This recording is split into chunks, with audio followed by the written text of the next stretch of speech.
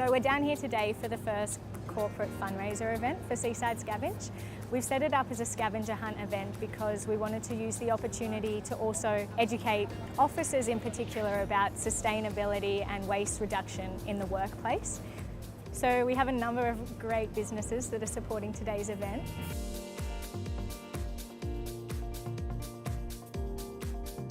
We've got a series of tasks and activities to participate in.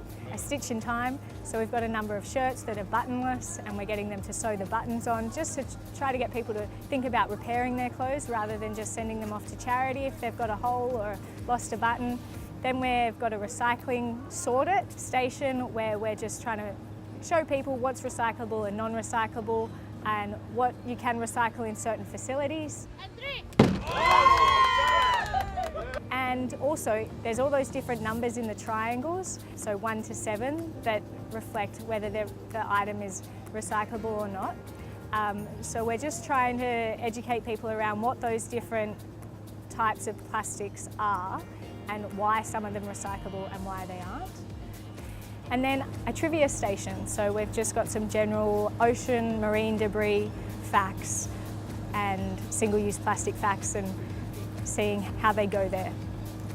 My favourite is boil over. Trying to boil a cup of water by cycling. It actually uses a whole lot of energy to boil a kettle. So we're just trying to show that by the cycling and get people to just fill the kettle up with 1 cup if they're just making 1 cup of tea, or 3 cups if they're making 3 cups of tea. What we've really all got to do now is do something about our consumption of plastic.